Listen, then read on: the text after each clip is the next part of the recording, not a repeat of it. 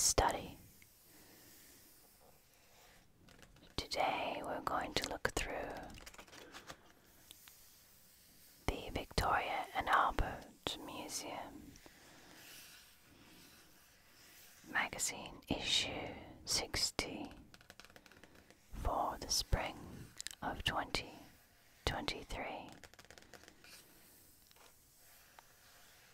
We'll journey into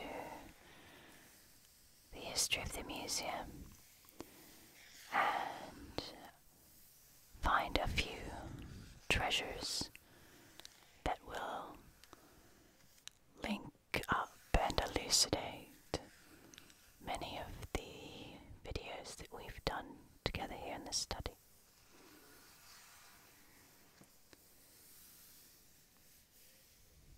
We'll also have a little treat.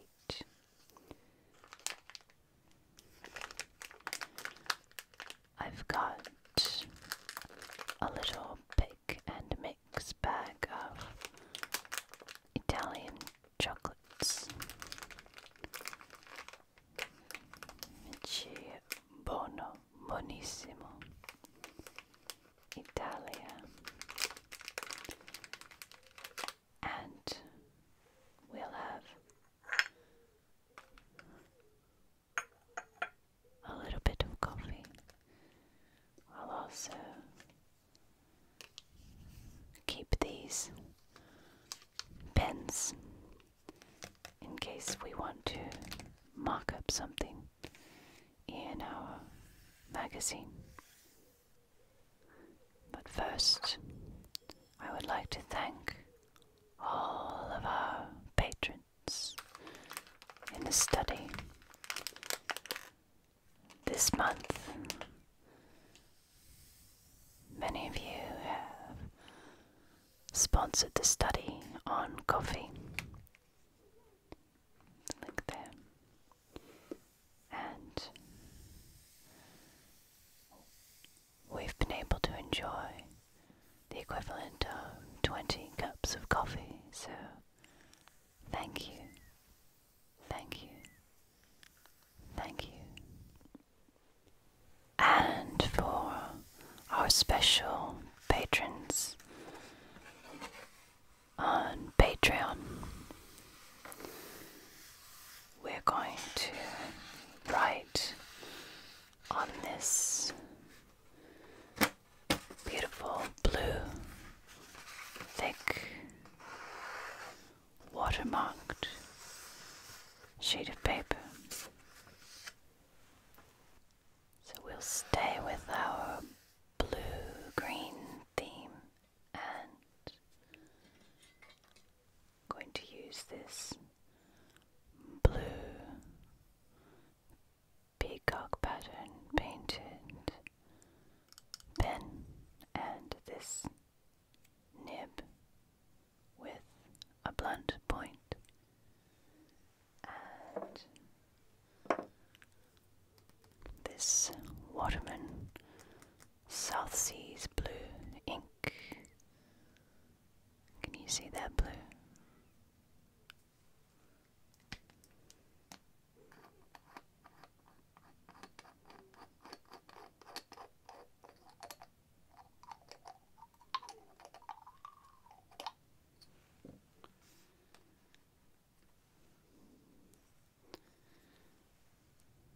I'd like to thank everyone for watching as usual and for liking and subscribing.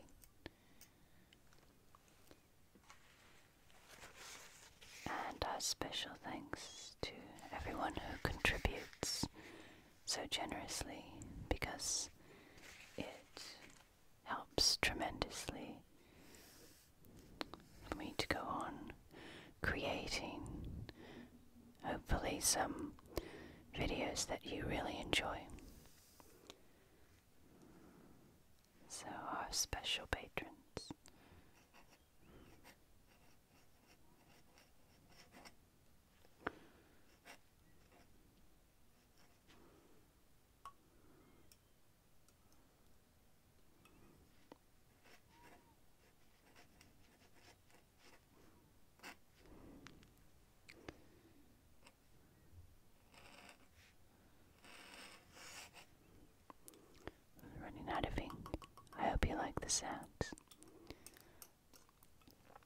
Thank you to Ben. Thank you.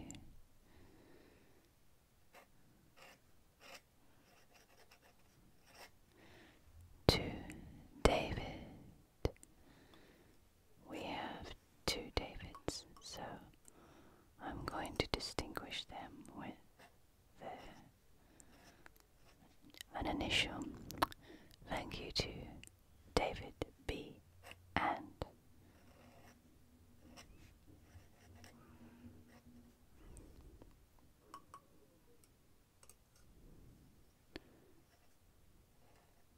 David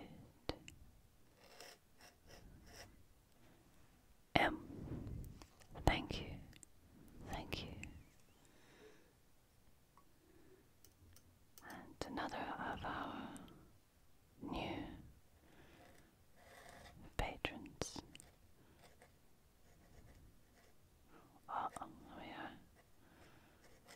Joshua. I was writing a bit too fast there. I'm going to do it again. A nice, clean line. Joshua, thank you, thank you, thank you.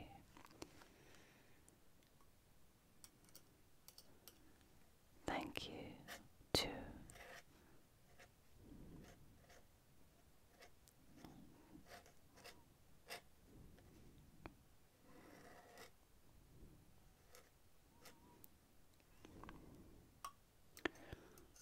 Pirate,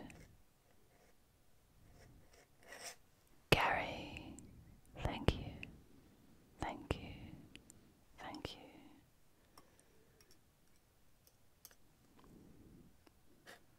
Thank you to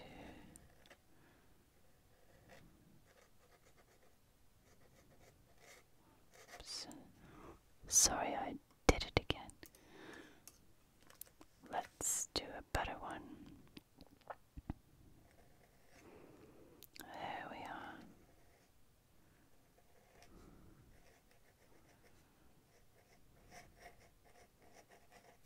Romulus, thank you, thank you, thank you. And last but not least,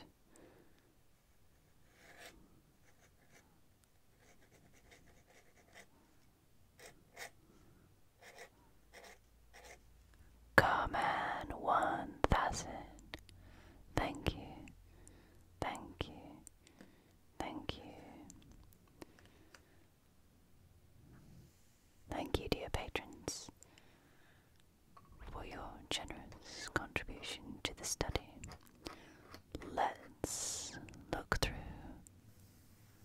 the Victorian Albert.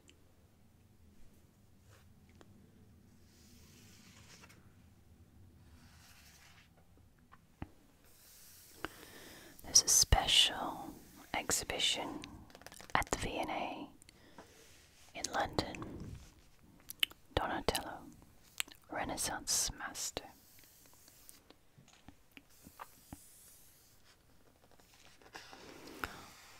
I love going to the V&A,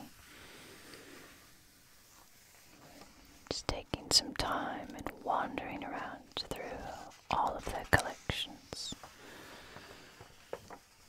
They also have an extensive library, which you can imagine is quite a draw for Secret Scholar.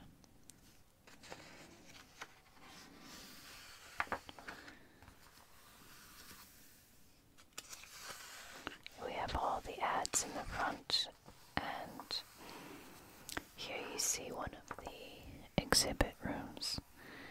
This one has all kinds of gadgets from the 1940s and 50s all the way to the present day, and it's in the library, a room that's actually lined with all of the shelves of books.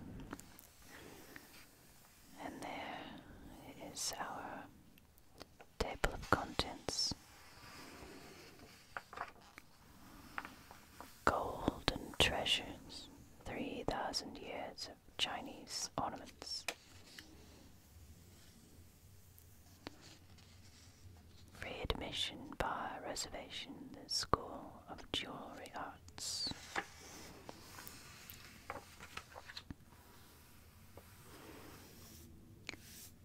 This is a very interesting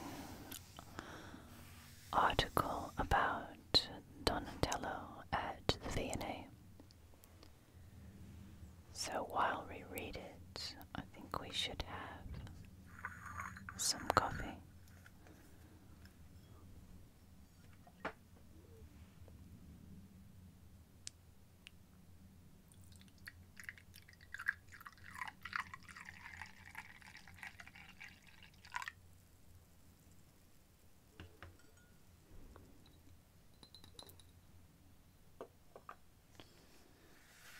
And let's open the chocolates.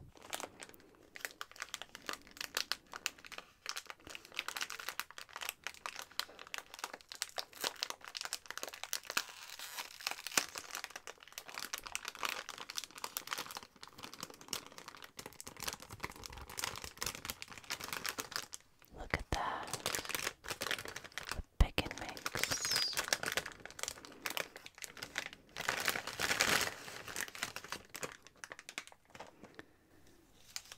We have all kinds of interesting chocolates here.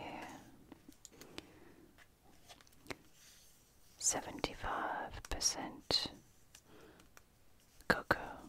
It's called Chocoviar. Chocoviar. She's so Chocoviar. I suppose it is a play on the word caviar, except for chocolate. I don't think there's caviar in there. I think it's just very silky, dark chocolate. This one is pistachio. Chocolate with roasted pistachios. Again, Chocovia. This one is a cube. It says cappuccino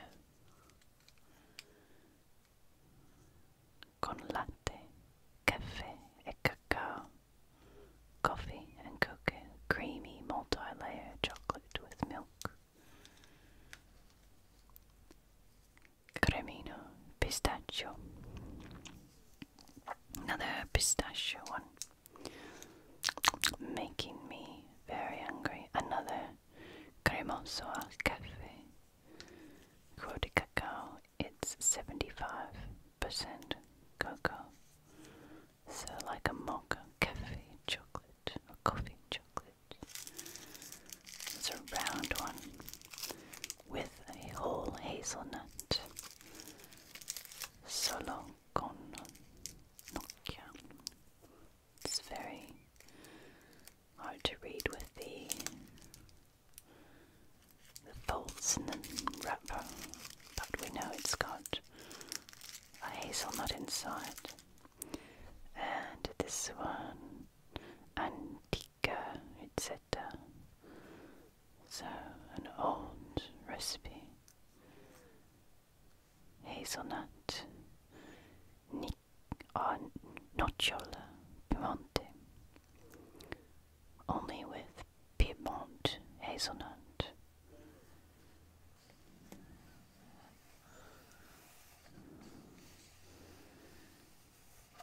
So I think for today, it's very difficult to decide which one, but I think we'll go with the 75% cocoa. It feels very lumpy.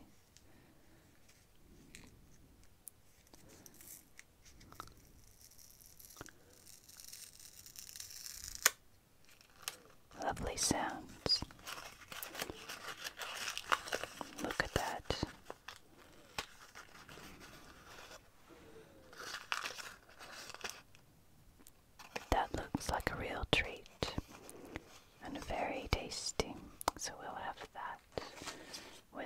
coffee and put the others in a bag.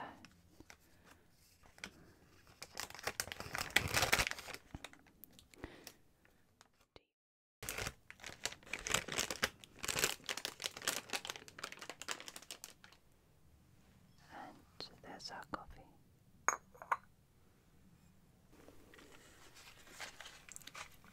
And inside the cocoa is very, very dense, dark, bitter chocolate. So for cocoa lovers, to the V&A now. The Renaissance meant a lot to the Victorians and their flagship museum.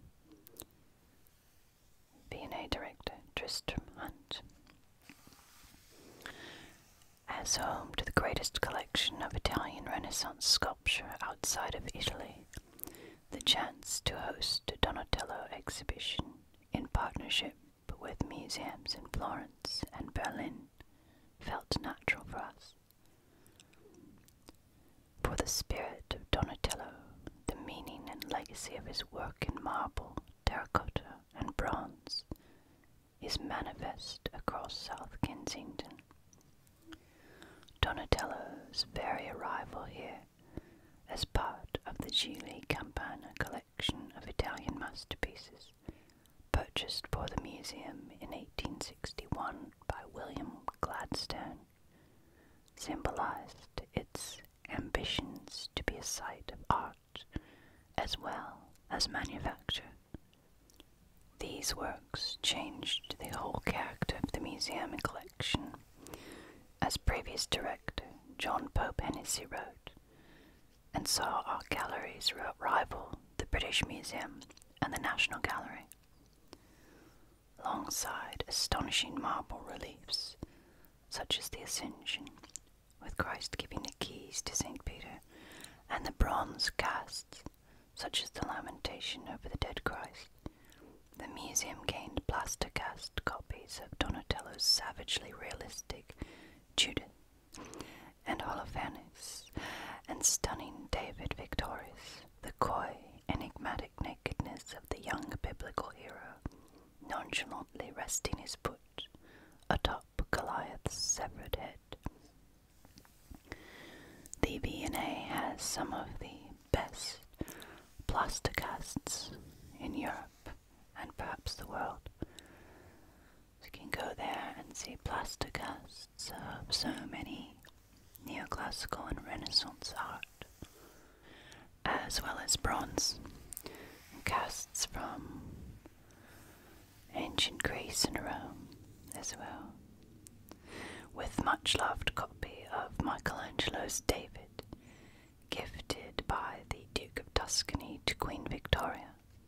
Donatello's work is part of a celebration of civic republican sentiment across the V&A.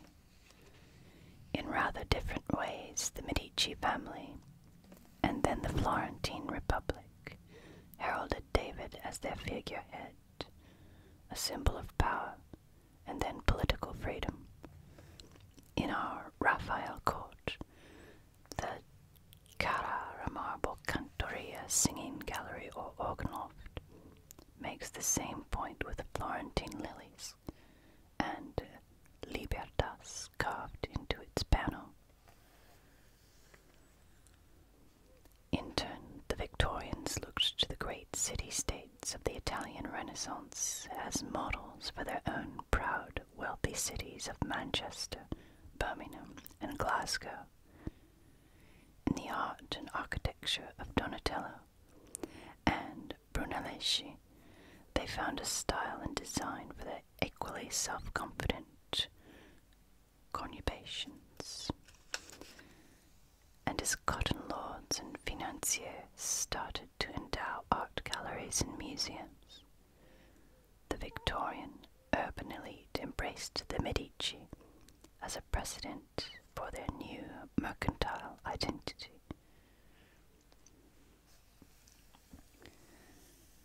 Prince Albert consistently used his influence as Prince Consort to support entrepreneurial manufacturing manufacturing classes.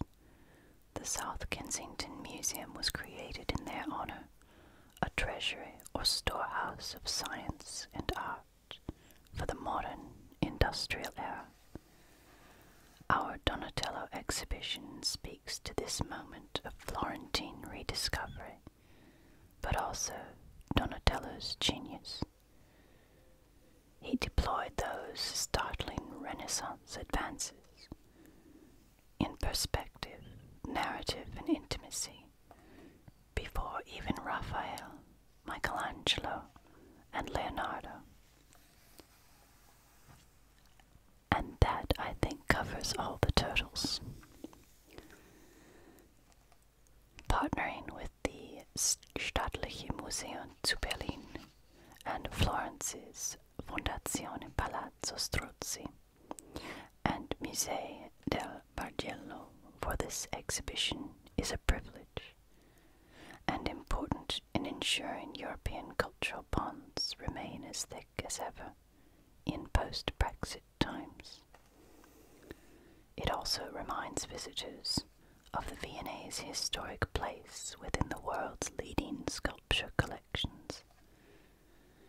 Yet we are also, crucially, a museum of practice for today's sculptors and designers, so expect to see more space for contemporary sculpture in the Dorothy and Michael Hintz Gallery, and plans for our artist-in-residency programs, many of them no doubt inspired by the beguiling brilliance of Donatello.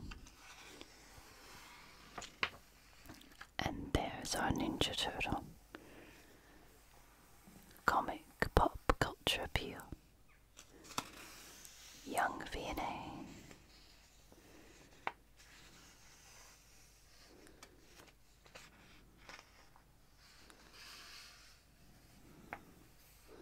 There's textile.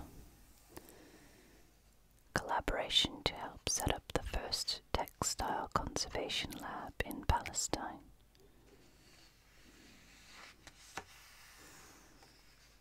That would be a very interesting undertaking. Textile and fabric I find fascinating because there's so much story behind everything, from the cultivation of the fibers to the people who use the finished products. Design and manufacture and economy is something on woodwork. The London Philharmonic has a Royal Festival Hall.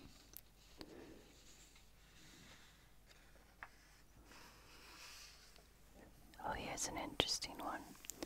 In the inner courtyard of the Victorian Albert Museum are these little cherubs, the relief artwork. Here you can see a close-up of them. Julius Bryant explores the history of the decorations that overlook the museum's garden. The V&A has a unique, and some might say unfair, advantage over its rivals. A serene inner courtyard, the John Majewski Garden, and the elliptical pool at its center. It's a lovely, lovely place, especially in the summertime. Nearby is a polite notice asking visitors to dry off before returning inside. Paddlers young and old can now look up and see many more playfellows.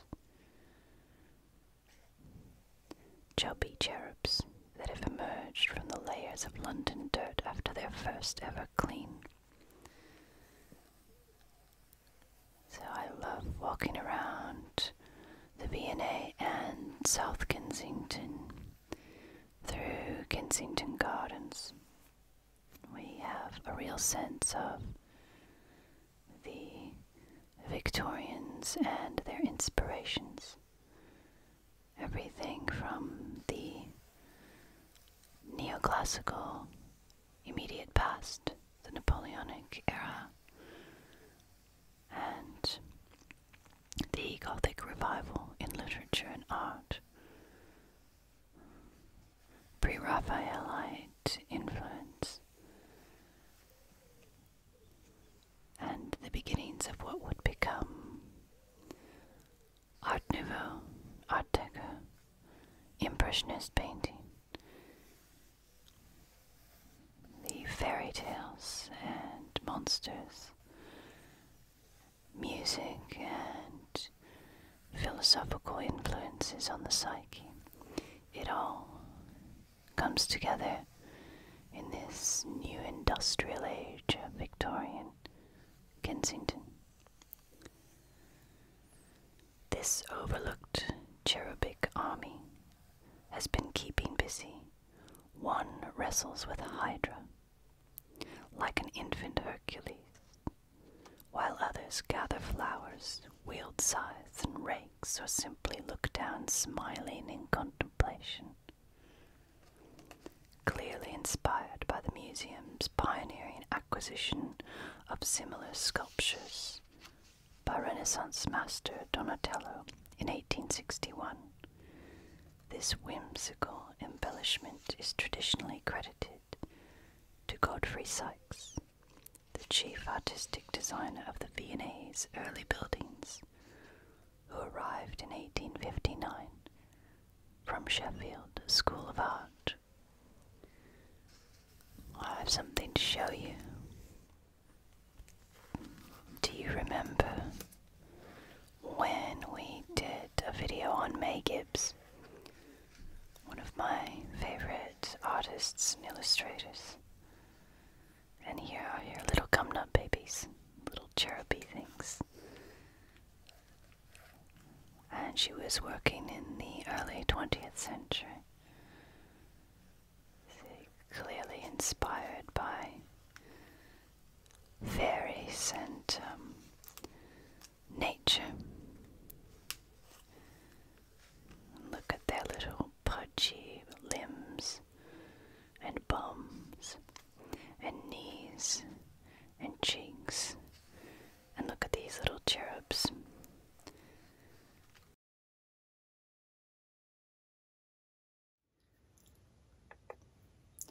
It was Prince Albert's dream to create London's first cultural quarter in South Kensington.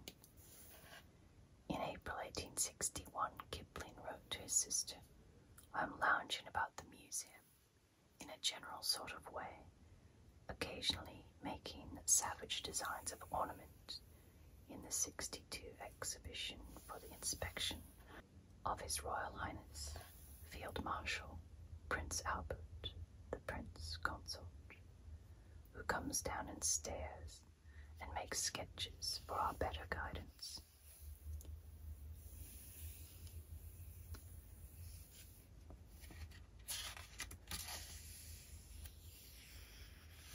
And we have a little bit of history of those sculptures, and here how the Viennese stores are being packed and prepared for their new East London home, which has taken 6 years. So the storage in the V&A is quite crowded, and they've acquired some new storage. So they have some hats here, haberdashery, some paintings, some on canvas and fabric, furniture, and here some beautiful shells with gold on them, possibly goblets.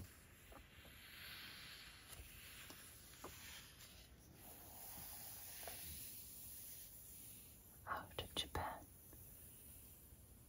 traditional techniques, taking it in a new direction for ceramics. Beautiful patterns there.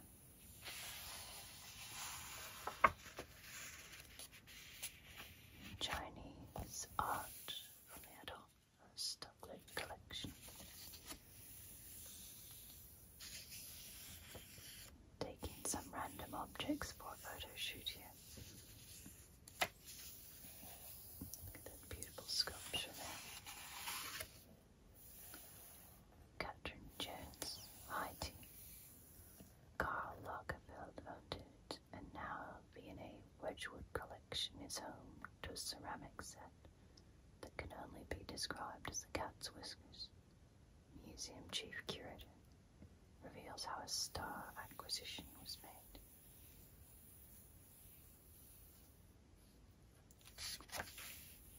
It's the same tea set with a coffee pot, sugar, creamer, and cup.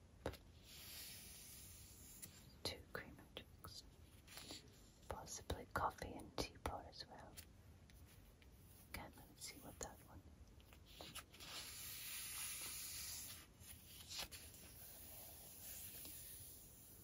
Say Wedgwood, and most people think of pale blue jasperware made in the 1770s on Stoke-on-Trent. As a potter and entrepreneur, Josiah Wedgwood was such an interesting figure and achieved so much, including inventing buy one, get one free deals. But there's more to his company's story. That's why we're so excited by our acquisition of this Campagne-led tea and coffee set. It was made for Wedgwood by the French designer Paul Vollot in 1923 and came with concept drawings. There you see. These were spotted in the collection of fashion designer Karl Lagerfeld, sold by Sotheby's in Monaco in December 2021.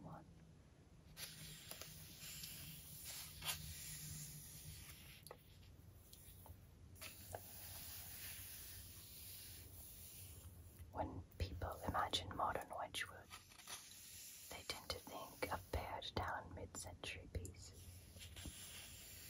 rather than deco works like this, partly because of their rarity. We don't know any other set like it in existence, and don't have any other follow pieces in the collection.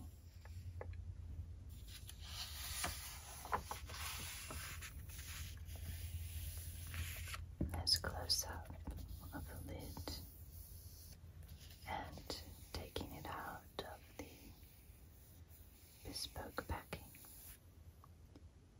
And here we have Japanese silk braiding, an exhibition, Kumiho, Japan House, London. Sculpture of spiritual surrender. There's the Donatello exhibition.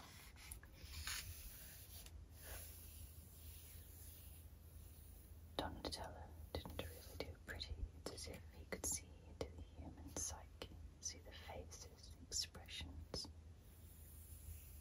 the skinny arms, and the draped tunics.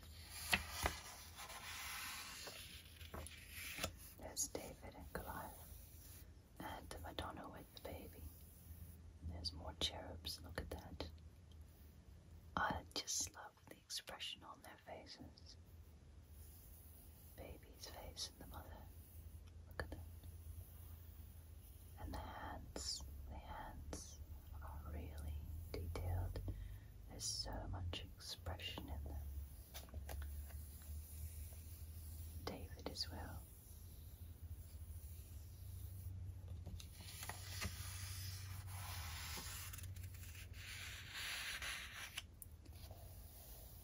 There's the famous relief there, the Ascension. And there's Christ giving the keys. This is a fresco from the Church of the Carmine of a mystery play. These mystery plays were staged outside, usually with the participation of the greater community. And many cities still do that today throughout Europe and England. For Easter,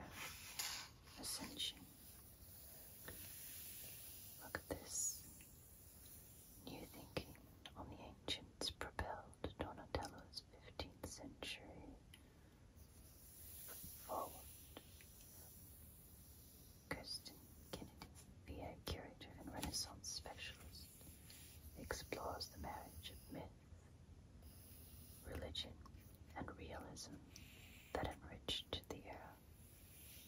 Look at this detail in the painting. Almost pops out.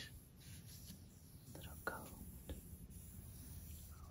Appears we have some helicopters outside, and I'm just going to let them do their thing. They're not going to bother us. We won't be disturbed because we're safe here in the study with our coffee and chocolate.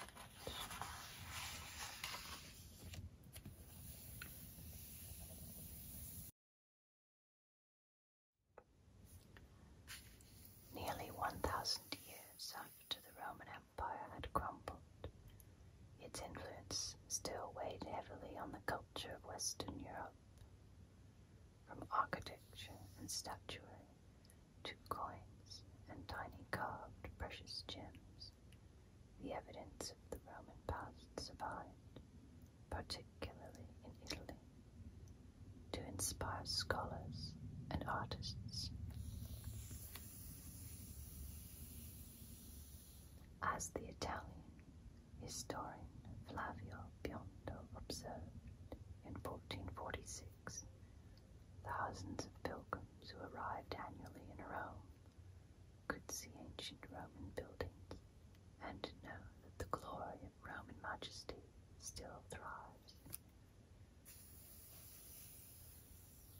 He was a scholar interested in the study of classical works.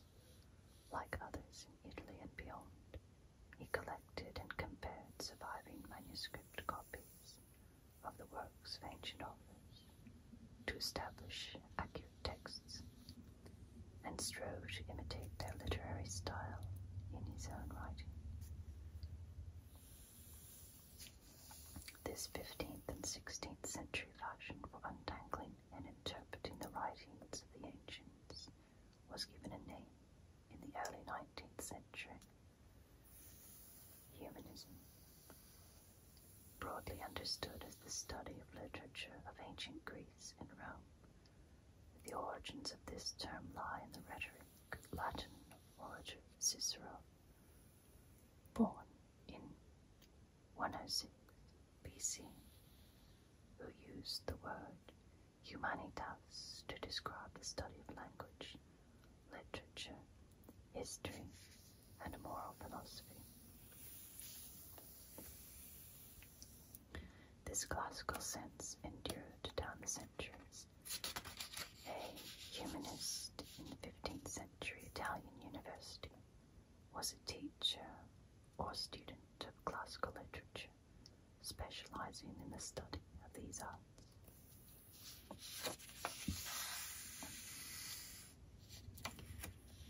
New technologies at the end of the 15th century helped to promote the impact of the new learning. Printing, which revolutionized the production of books and images, broadened the circulation of works about the ancient world. In 1525, the potter, painter, and poet Francesco Santo Avelli took the central image for one of his painted dishes from a printed reproduction of a Roman sculpture of the Three Graces.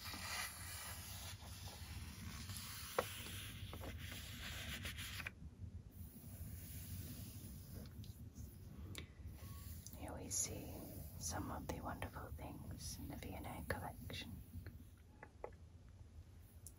This one, a panel depicting the continents of Scipio, the Roman general. And here, from a dormer window in the Chateau de Montal, built for Jean de Balzac in the 16th century. There's a panel in the form of a tondeau of cupboard. It's on wood. You can see the wood grain there.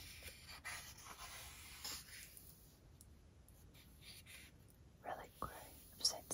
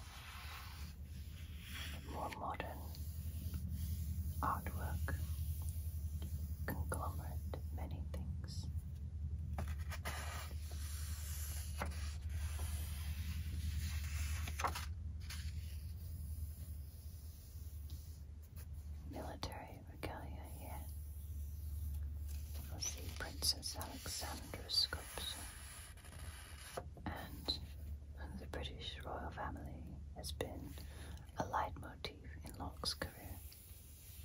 Foreign Exchange Commission in Birmingham. And there's the artist there in his studio.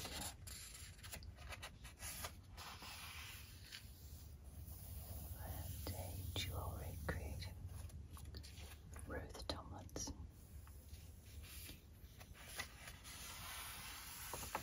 She is a self-proclaimed mudlarker.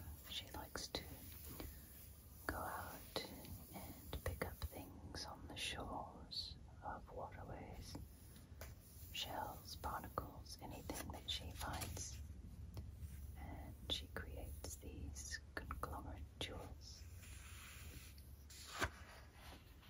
Artistically looking at your finds from a walk on the seashore.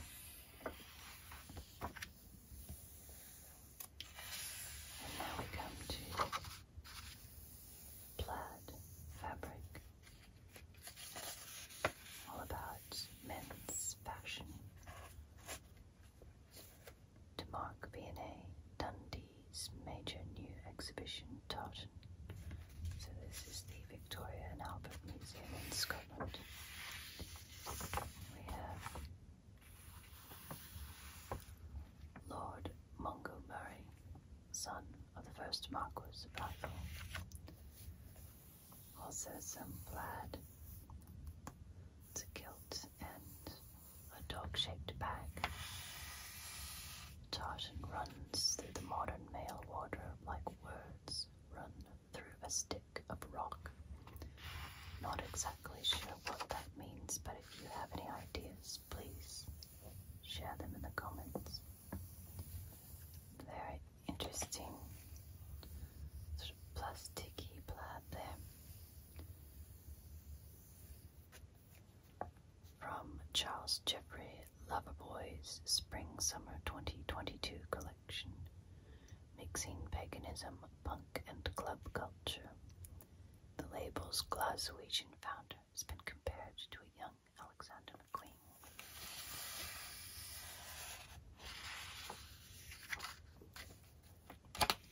There's some more plaid, beautiful colours. It's a Scottish museum in V&A. Their tartan exhibition.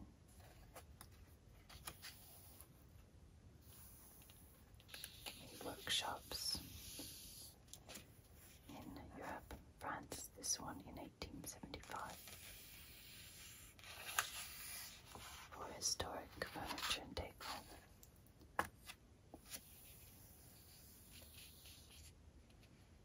And about the colour white in painting history. There you see Klimt painting there, and here,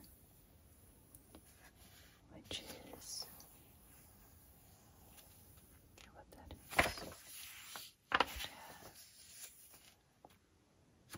We also have Mrs. Ticky Winkle's washing song from Beatrix Potter. Lily white and clean, with little frills between, smooth and odd, never more to be seen. White is a very interesting colour with an incredibly complex history in literature as well as art. And now we reach the end of our sojourn into the Victoria and Albert Museum with the calendar of events and exhibitions coming up, and a few ads.